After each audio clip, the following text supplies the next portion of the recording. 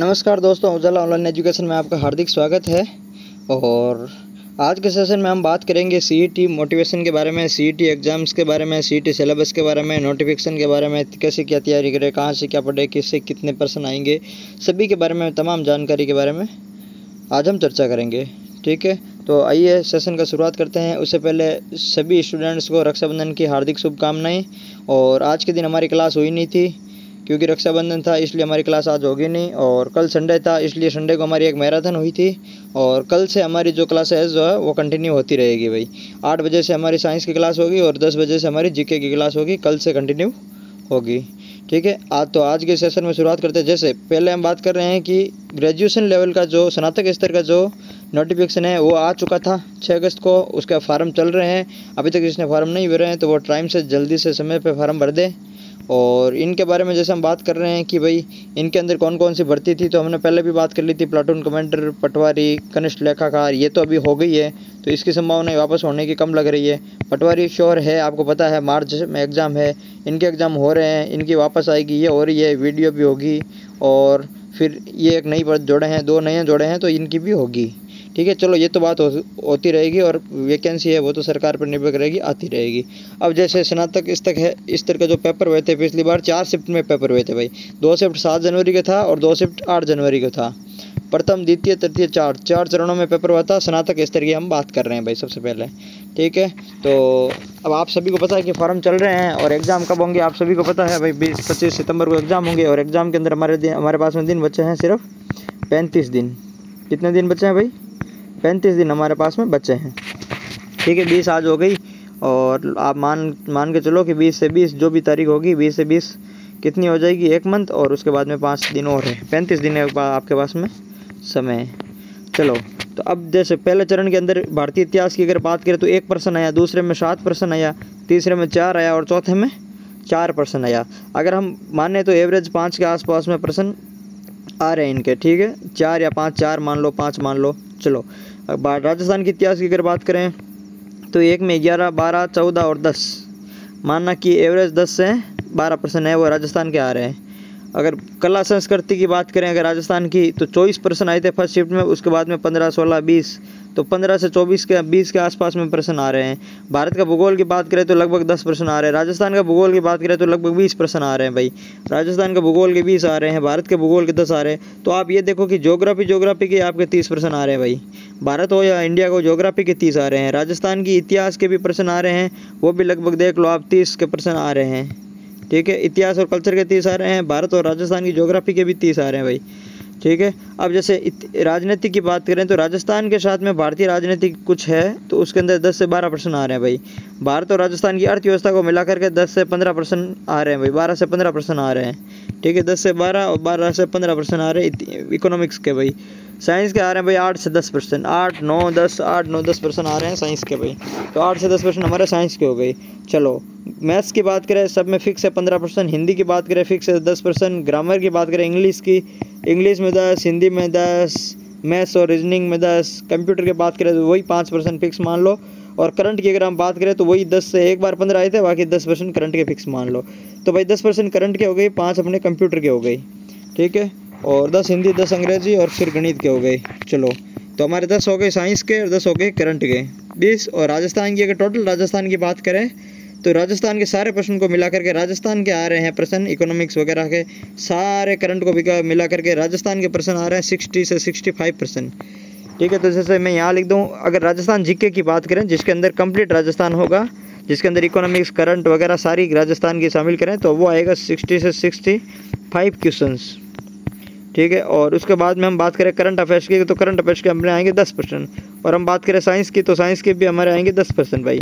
ठीक है, तो 65%, 10 करंट के और 10 अपने साइंस के, तो हो गए कितने भाई? 85% हो गए, जिस पर हम लगभग काम कर रहे हैं भाई। हमारा जो वर्तमान में काम चल रहा है वो वीडियो के माध्यम से 85% के ऊपर काम चल रहा है। और हमें जैसे अभी आपको पता है कि 40% कर दी, तो 40% के लिए हमें कितने % सही करने होते हैं भाई? 300 का मार्क्स का अगर 120 मार्क्स लाने होते हैं, यानी हमने को 60% सही करने होते हैं। और हम काम कर रहे हैं 85 प्रश्नों पर। ठीक है, उसके अलावा हिंदी, अंग्रेजी बच गई, हिंदी बच गई, कंप्यूटर बच गया, मैथ रीजनिंग बच गई, और बाकी जो इंडिया जीके है वो भी बच गया। ठीक है, तो इन पे हम बात कर रहे हैं। अब चलो बात करते हैं परीक्षा की स्कीम की बात कर लेते हैं। आप सभी को पता है कि भारतीय राष्ट्रीय आंदोलन पर विशेष बल के साथ में राजस्थान है, ये सिलेबस में दे रखा है। फिर भारतीय इतिहास, राजस्थान का इतिहास, कला संस्कृति साहित्य वगैरह, ये तो ऊपर तो से सारे डिटेल में नाम लिख दिए इन्होंने। 150% 300 अंक कर दिए। और इस बार उन्होंने पहली बार इन्होंने ये शामिल किया है कि नेगेटिव मार्किंग होगी 1/3। भाई लास्ट बार तो क्या था, लास्ट बार तो नेगेटिव नहीं थी, ठीक है। हालांकि किसी भी पात्रता एग्जाम के अंदर नेगेटिव होती नहीं है, फिर भी इन्होंने इस बार नेगेटिव दी है। तो आप ये मान के चलो कि भाई इसके अंदर 60% भी इस बार करने थोड़े मुश्किल होते हैं, क्योंकि 60% में अगर आप भाई आपको 30-40% तो आते हैं, तो 150 में से आप तो 20 तो सही कर सकते थे और भी। लेकिन अब हो गया कि नेगेटिव मार्किंग है, तो नेगेटिव मार्किंग में ये होता है कि आप 100 के आसपास में आप अटेम्प्ट करते हो, फिर 20 आपके गलत होते हैं, फिर 80 बचते हैं, फिर आपके 6-7 और निकलते हैं, ऐसे करके आपको 70% बच जाते हैं। तो ये मान के चलो कि आपको 150 में से 100 प्लस तो आपको होने चाहिए तैयार, ठीक है। नेगेटिव में थोड़ा ये इश्यू रहता है। फिर 5th ऑप्शन भी है इसमें। चलो अब सिलेबस की बात कर लेते हैं। भारतीय राष्ट्रीय आंदोलन पर विशेष बल के साथ में जो राजस्थान और भारत का इतिहास है, उसके बारे में आपको बात कर लेते हैं कि भाई इससे अंदर तो इस पोर्शन से तो लगभग 3 या 4 प्रश्न आए थे, ठीक है। जैसे ये RS का सिलेबस है, तो ये तो राजस्थान का हो गया भाई, राजस्थान का योगदान क्रांति के अंदर, राजस्थान की जनजाति, राजस्थान का किसान आंदोलन, ये प्रजामंडल आंदोलन, एकीकरण, ये पूरे राजस्थान के हो गई भाई, ठीक है। इंडिया का इसमें कुछ खास है नहीं, एक ही टॉपिक है, धर्म सुधार आंदोलन वाला या फिर भारतीय स्वतंत्रता आंदोलन में देश के क्षेत्रों में योगदान, एक ही टॉपिक है। लेकिन इससे कितने प्रश्न आ रहे हैं, 3 या 4 प्रश्न आ रहे हैं। बाकी ये राजस्थान वाला तो अपन उसमें काउंट हो गया भाई, ठीक है। अब देखो प्राचीन कालीबंगा, आहड़, गणेश्वर, बालाथल, ये 5 सभ्यताएं हैं। फिर ऐतिहासिक घटनाएं, राजवंश है, किले, स्मारक, कलाएँ हैं, चित्रकला, हस्तशिल्प है, साहित्य कृतियाँ हैं, साहित्य बोलियाँ, इसमें लगभग सारे हैं, ठीक है। चलो कल्चर हो गई। भारत का भूगोल के अंदर पर्वत, पठार, मैदान, मरुस्थल है, जलवायु है, मानसून है, नदियाँ, बांध, झीलें, सागर है, वन्य जीव जंतु है, फसलें हैं। फसलें अपने को फिक्स दे रखी यही पढ़नी है, गेहूँ, चावल, कपास, गन्ना, चाय और कॉफ़ी, इन्हीं फसल फिक्स दे रखी है यही पढ़ना है। खनिज फिक्स दे रखा है यही पढ़ना है, इनके अलावा कोई खनिज नहीं पढ़ना है, इनके अलावा कोई फसलें नहीं पढ़नी है, ये फिक्स दे रखी है चीज़ें। ऊर्जा संसाधन पढ़ना है, उद्योग पढ़ना, राष्ट्रीय राजमार्ग एवं परिवहन संसाधन पढ़ना भाई, ये सारे पढ़ना, मतलब इंडियन ज्योग्राफी कंप्लीट है भाई। अभी आप सभी को पता है कि LDC के अंदर आउट ऑफ सिलेबस प्रश्न आए थे, लेकिन CET के सिलेबस के हिसाब से देखें तो ये सारे प्रश्न उन CET के सिलेबस में थे, इसलिए उन्होंने दे दिया है। और फिर उन्होंने तर्क भी ये दिया है कि आप लोगों ने CET तो पढ़ी होगी, CET पास करके आए थे, तो CET के सिलेबस में वो था, ठीक है। तो CET के सिलेबस में वो सब थे जो LDC के अंदर आए थे, लेकिन LDC के सिलेबस में ये चीज़ें शामिल नहीं है, ये LDC के सिलेबस में है ही नहीं। LDC के सिलेबस में सिर्फ ये एक ही टॉपिक है, ये वन्य जीव जंतु वाला, ठीक है। चलो अब राजस्थान की भूगोल की बात करें तो वही भूगर्भिक दशाएँ, जलवायु, अफवाह तंत्र, झीलें, सागर, जल संरक्षण तकनीकें, वनस्पति, रबी फसलें, घनत्व, जनसंख्या, सारे टॉपिक है भाई। राजस्थान का एक भी टॉपिक पीछे नहीं छूटा हुआ है, राजस्थान ज्योग्राफी कंप्लीट है। चलो फिर भारतीय राज्य व्यवस्था की बात करें, वो राजस्थान के विशेष के संदर्भ में तो चलो प्रस्तावना, निर्देशित मौलिक अधिकार तक तो हो गया, फिर संघीय ढांचा आ गया, फिर संवैधानिक संशोधन आ गई, आपातकालीन प्रावधान आ गया, जनहित याचिका आ गई भाई, संविधान सभा आ गई और भारतीय संविधान की विशेषता भी आ गई, राष्ट्रपति मंत्रिपरिषद, कंप्लीट पॉलिटी आ गई भाई, ठीक है। राजस्थान के अंदर भी अच्छे खासे पॉलिटी आ गई भाई, तो पॉलिटी भी कंप्लीट है, अच्छी खासी पॉलिटी है। इकोनॉमिक्स की बात करें तो RS वाला सेम है, बजट, लोकनीति, मौद्रिक नीतियाँ, सब्सिडी, ई कॉमर्स, सारा RS का सेम है भाई। राजस्थान इकोनॉमिक्स की बात करें तो राजस्थान इकोनॉमिक्स में भी कुछ भी नहीं छोड़ा, सब दे दिया। आर्थिक समीक्षा कंप्लीट आर्थिक समीक्षा दे दी भाई, ठीक है। तो राजस्थान इकोनॉमिक्स में भी खूब पार्ट है, खूब बड़ा सिलेबस है भाई, RS का 3 गुना ये सिलेबस है। फिर बात करें विज्ञान और प्रौद्योगिकी, ये हमारा पार्ट रहेगा भाई, विज्ञान और प्रौद्योगिकी हमारा पार्ट रहेगा। उसके अंदर सूचना प्रौद्योगिकी है, रक्षा प्रौद्योगिकी, अंतरिक्ष प्रौद्योगिकी, उपग्रह, विद्युत धारा, उष्मा, कार्य ऊर्जा, आहार पोषण, रक्त समूह, स्वास्थ्य देखभाल, संक्रामक रोग, पर्यावरण पारिस्थितिकी, जैव विविधता, आर्थिक महत्व, कृषि विज्ञान, उद्यानिकी, भौतिक सार एवं ये केमिस्ट्री की टॉपिक है भाई। अम्ल सार, लवण, खाने का सोडा, प्लास्टोपेलिस, ये केमिस्ट्री की टॉपिक है। बाकी ये फिजिक्स के टॉपिक है और ये टेक के टॉपिक है, ये अपने बायो के टॉपिक है। तो जो अपने विज्ञान जो टेक है उसके बारे में हम पढ़ रहे हैं भाई, विज्ञान के बारे में हम जो चर्चा कर लेंगे, ठीक है। अब तार्किक विवेचन के बारे में बात कर रहे हैं तो मार्केटिंग, सीरीज, फिगर मैट्रिक्स, ये अपने जो रीजनिंग, मैथ रीजनिंग आपको पता है कि भाई जैसे ये रीजनिंग के टॉपिक दे रखे हैं, इनपुट आउटपुट, ये रीजनिंग टोटल टॉपिक है, वो पटवारी की कॉपी है भाई। CET जो ग्रेजुएशन वाली है उसके अंदर ये सारे टॉपिक है वो अपने पटवारी के अंदर भी है, ठीक है। और उसके बाद में जैसे ये दे रखे हैं topic, percentage, simple math, unitary method, ये सारे पटवारी के अंदर है भाई। तो पटवारी का और CET की मैथ्स, रीजनिंग वगैरह सेम है भाई। तो अगर आप CET ग्रेजुएशन के बाद में आप पटवारी की तैयारी करोगे और तो कोई ऑप्शन नहीं बचेगा, तो ये सिलेबस आप अच्छे से कर लेना। मैथ रीजनिंग वाला पार्ट है अभी आप अच्छे से कर सकते हो क्योंकि आपके आगे भी काम आएगा। साइंस है तो ये भी लगभग सेम ही है, ठीक है। तो राजस्थान जीके, इंडिया वगैरह ये हिंदी है, तो जैसे ये पटवारी में है, ये पटवारी के अंदर नहीं है, ये पटवारी के अंदर है, ये उपसर्ग प्रत्यय नहीं है, ये है, ठीक है, ये है, सारे पटवारी के अंदर है, ये बाकी वाले, ये पत्र वाला नहीं है, बाकी सारे हैं, राजभाषा वाला भी नहीं है, ठीक है। तो ये सारे ध्वनि वाला भी नहीं है, ये सारे अपने पटवारी के अंदर है। और बाकी ये आप जो पटवारी में नहीं हो वो आप छोड़ सकते हो, जो पटवारी वाले हैं वो आप पढ़ सकते हो, ठीक है। इसके अलावा साइंस के अंदर पटवारी के जो टॉपिक है, एंटोनियम, सिनोनियम है, पैसेज है, उसके अंदर फिर साइंस के अंदर ईडियम्स है, वन वर्ड है, ये अपने साइंस के अंदर नहीं है, मतलब ये पटवारी में नहीं है भाई, इंग्लिश की बात करें, सॉरी, ठीक है। तो इंग्लिश के अंदर ये पटवारी के अंदर ग्रामर नहीं है, ठीक है। जैसे इंग्लिश के अंदर पटवारी के अंदर ये भी नहीं है, सिर्फ एक है, सिनोनियम एंटोनियम है, एक पैसेज है, और ईडियम्स, फ्रेजल है, फ्रेजल वर्ब और वन वर्ड है, ये इतने टॉपिक अपने पटवारी में। तो आप हो सकता है कि इंग्लिश में आप ये टॉपिक तैयार कर सकते हो, अगर आपको सीरियसली पटवारी की देनी है तो आप सिर्फ यही टॉपिक अभी तैयार करें, बाकी वाले टॉपिक एक बार छोड़ दें, क्योंकि आपको एक बार 40% का जुगाड़ करना है। अगर आपके Rajasthan GK, math, reasoning, Hindi और पटवारी की ये इंग्लिश के ये टॉपिक प्लस साइंस के कुछ टॉपिक प्लस 10 प्रश्न आएंगे करंट अफेयर्स के, अगर ये प्रश्न तैयार कर लेते हो तो 40% यानी 60% आराम से हो जाएंगे। 60% आपके कोई नहीं रोक सकता भाई, आराम से हो जाएंगे। आप इन सिलेबस को छोड़ सकते हो भाई, आप पटवारी वाला जो सिलेबस है आप उसी को तैयार कर सकते हो, ये आप छोड़ सकते हो, ठीक है। ये लाइनें आप छोड़ सकते हो, बस आपको पटवारी वाला सिलेबस ही आप पढ़ सकते हो इसके अंदर। चलो फिर आगे चलते हैं, आगे बात करते हैं कंप्यूटर की। भाई कंप्यूटर में ये है कि भाई ये अपने पटवारी के अंदर है, ये सारे पटवारी के अंदर है भाई, ये पटवारी का कॉपी सिलेबस है, तो ये आपको पूरा पढ़ना है।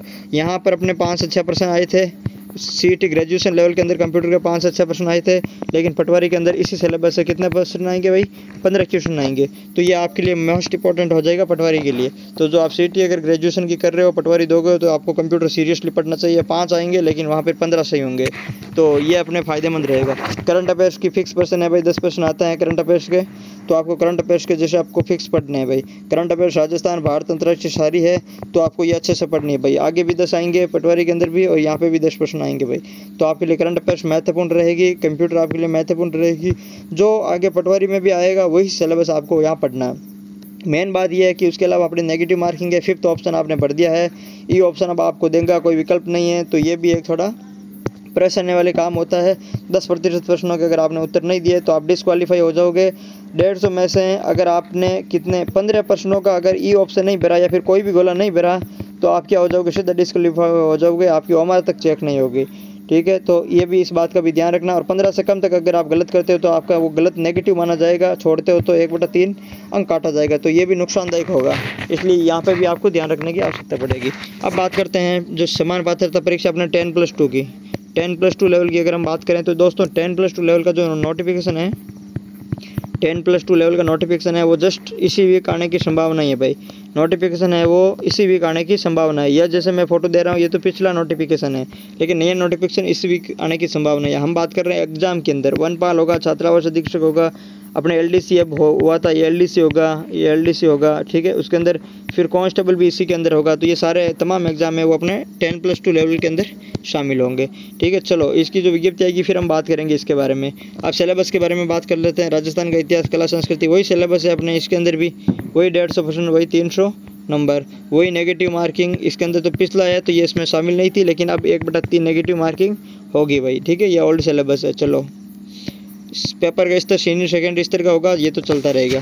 फिर वही भारत राजस्थान का इतिहास, प्राचीन संस्कृति, काली सभा कॉमन है, एकदम कंप्लीट है, कॉपी है भाई, एकदम कंप्लीट है, अपनी कॉपी है। राजस्थान का इतिहास, कला, संस्कृति कॉपी है। भारत और राजस्थान का भूगोल यहाँ पर एक में ही दे दिया है भाई, दोनों एक में दे दिया। जैसे भारत के भौतिक स्वरूप, पर्वत, पठार, मैदान, प्रमुख नदियाँ, बांध, जिले, सागर, वन्य जीव अभ्यारण्य दे दिया इन्होंने, तो ये दे दिया, नदियाँ दे दी, बांध, जिले, सागर दे दिया। भारत का इन्होंने कम ही दिया भाई, भारत के वो बाकी परिवहन टॉपिक वगैरह जो भी है वो सारे हटा दिए इन्होंने, ठीक है। तो भारत के अगर मामले में देखें अगर हम, तो हमारे अंदर वो एक भी टॉपिक शामिल नहीं है भाई। चलो अब बात करते हैं राजस्थान के अंदर। तो जैसे राजस्थान के अंदर हम बात करें तो राजस्थान का जो भौतिक स्वरूप है, राजस्थान का भौतिक स्वरूप है, जलवायु है, वनस्पति, मृदा है, नदी, बांध, जिले हैं, प्राकृतिक संसाधन है, खनिज, वन संपदा, जल संसाधन, पशु संपदा, वन्य जीव अभ्यारण्य, जनसंख्या। तो भाई राजस्थान का ज्योग्राफी है वो अपने कंप्लीट है भाई, भौतिक स्वरूप भी है और राजस्थान की ज्योग्राफी तो वो भी कंप्लीट है, जो सीईटी 10+2 और ग्रेजुएशन में बराबर है। लेकिन जो इंडियन ज्योग्राफी की अगर हम बात करें तो सीईटी में ज़्यादा है, मतलब ग्रेजुएशन में ज़्यादा है और 10+2 में भाई इनमें कम है। चलो आगे चलते हैं भाई।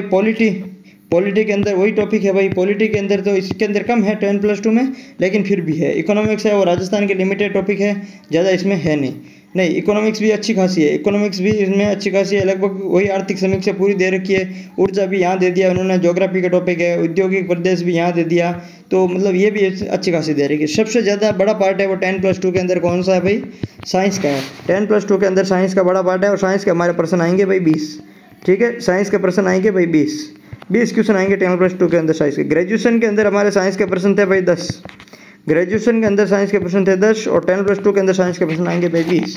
अगर दोनों सीटी की बात करें तो 30 प्रश्न आएंगे साइंस के, दोनों को मिला करके।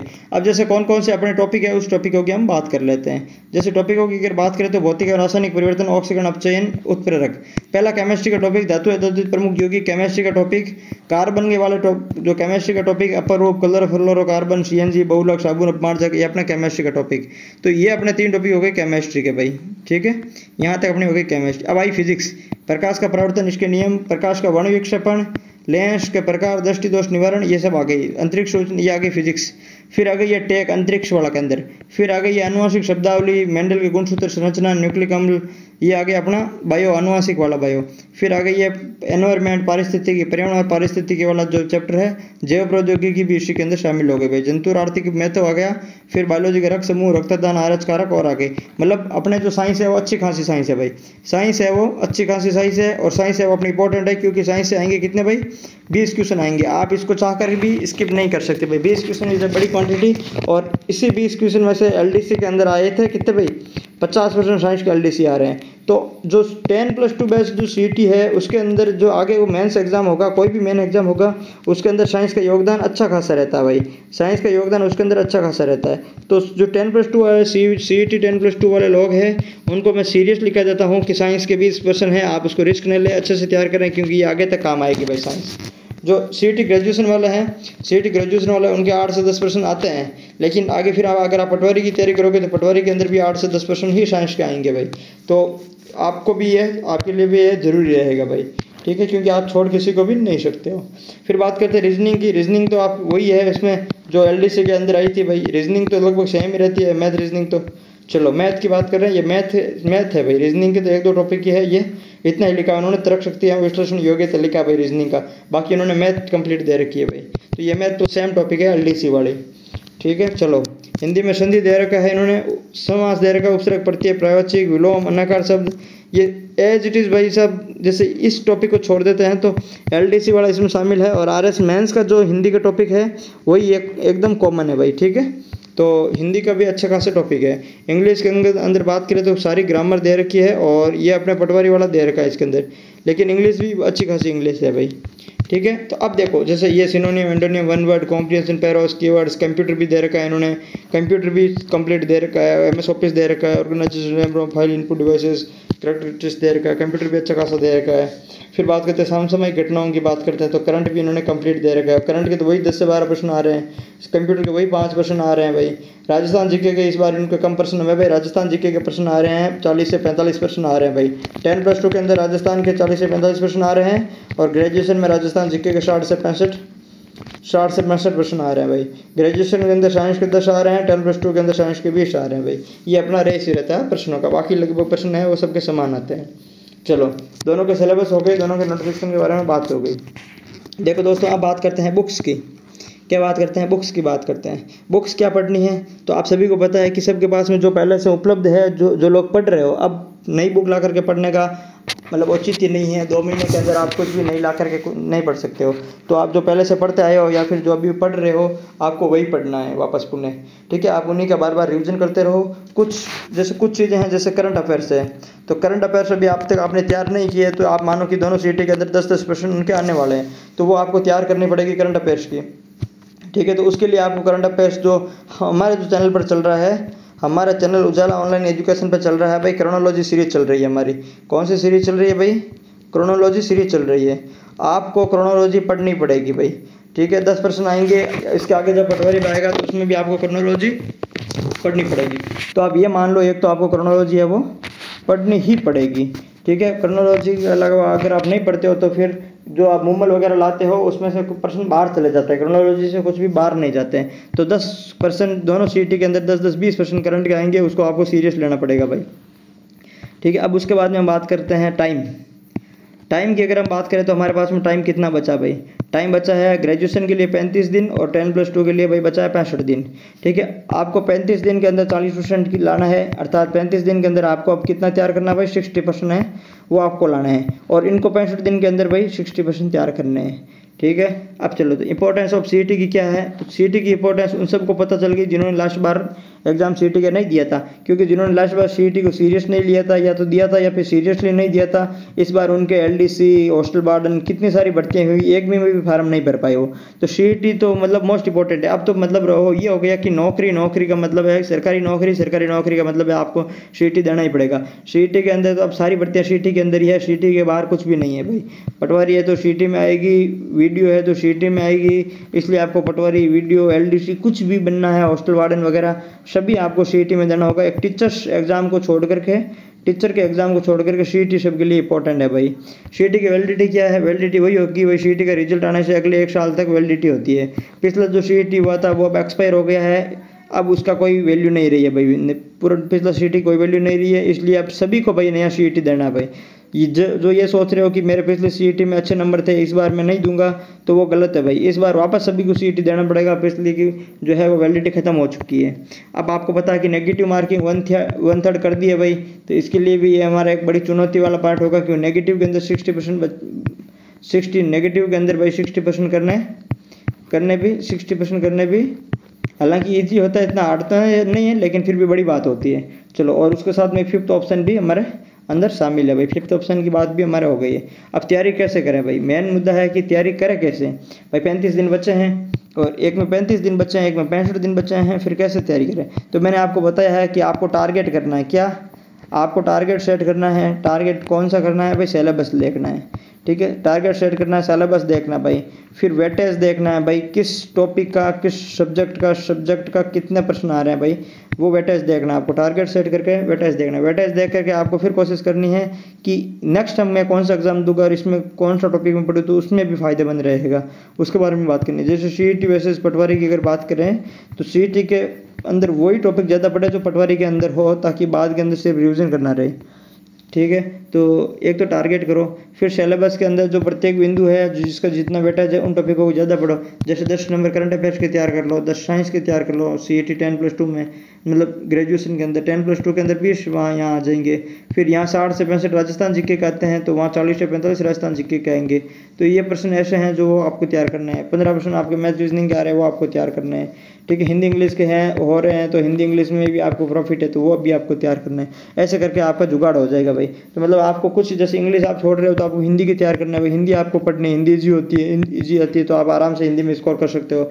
मैथ रीजनिंग आपको पढ़नी होती है, साइंस है आपको पढ़नी है, करंट आपको पढ़नी है, राजस्थान जी के आपको पढ़ना है। ये चीज़ें आपको पढ़नी है भाई इन 35-40 दिन के अंदर। क्या पढ़े मैंने आपको बता दिया, कहाँ से पढ़े ये मैंने आपको बता दिया। जो आपके पास में पहले से सोर्स है भाई, जो आपके पास पहले से सोर्स उपलब्ध है आप उन्हीं को पढ़ो, नया सोर्स कुछ भी ला करके पढ़ने की आवश्यकता नहीं है भाई। ठीक है, जो आपको समझ नहीं आ रहा है उसको आप यूट्यूब पे देखो भाई, उसको आप देखो यूट्यूब पे देखो भाई। ठीक है, और क्या पढ़े भाई? तो और आपको PYQ पढ़ने आवश्यकता है भाई। जब कम समय के अंदर आप 35 दिन के अंदर अगर आपको 60% करने हैं तो आपको PYQ पढ़ने होंगे भाई। PYQ के अंदर ये मानो कि आपके 20 से 30% है वो रिपीट हो जाएंगे भाई। PYQ से 20 से 30% है वो सीधे रिपीट हो जाएंगे भाई, तो आपको PYQ पढ़नी है। उसके अलावा मैंने बात की थी LDC के अंदर जो 10th बुक है, 10th और 9th की जो बुक है राजस्थान बोर्ड की, 10th और 9th की जो RBSC की बुक है, ठीक है, RBSC की 10th और 9th की बुक है वो आपको पढ़नी है, क्योंकि उसमें से सारा पेपर बना है भाई। ठीक है, तो PYQ प्लस 9th-10th की बुक है वो पढ़नी है आपको।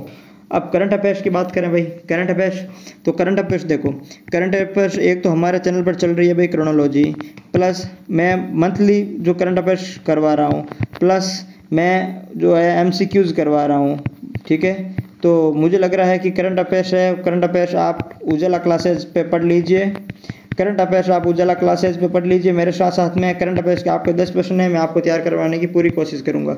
अब मैं जैसे करंट अफेयर्स के लेके आऊँगा तो सारे पुरस्कार एक साथ लेके आऊँगा, फिर सारे इस टॉपिक के व्यक्तित्व लेके आऊँगा, प्रसिद्ध जगह लेके आऊँगा। ठीक है, फिर खेल लेके आऊँगा, तो इस तरीके से फिर मैं नितिन लेके आऊँगा। मतलब इस तरीके से हमें एकदम आपको करंट अफेयर्स पढ़ेंगे। आपको मैं मेरा कहने का मतलब ये है कि भाई आप करंट अफेयर्स, ठीक है, करंट अफेयर्स मतलब आप कुलदीप सर पढ़ लो। करंट अफेयर्स मतलब आप कुलदीप सर पे छोड़ दो भाई। आप करंट अफेयर्स का काम मुझ पे छोड़ दो, मैं जितना कहूँ उतना पढ़ लो। करंट अफेयर्स का काम आप मुझ पे छोड़ दो। यानी कहने का मतलब है कि आपको 10% दोनों के अंदर 10% है करंट अफेयर्स के, वो आप मुझ पे छोड़ दो। मैं जानूँ, मेरा काम जाना है, मैं जो पढ़वाऊँ, मैं जितना पढ़ाऊँ जो पढ़ाऊँ आप वो उतना पढ़ लीजिए। करंट अफेयर्स के अंदर आपको दिक्कत नहीं आने दूंगा, ठीक है, ये मेरी गारंटी है भाई। और साइंस के अंदर बात कर रहे हैं, साइंस के अंदर हम बेहतरीन ढंग से चल ही रहे हैं। थ्योरी प्लस एमसीक्यूज़ क्लासेस के रूप में हमारी चल रही है। रोज़ रात 8 बजे हमारी क्लास होती है भाई।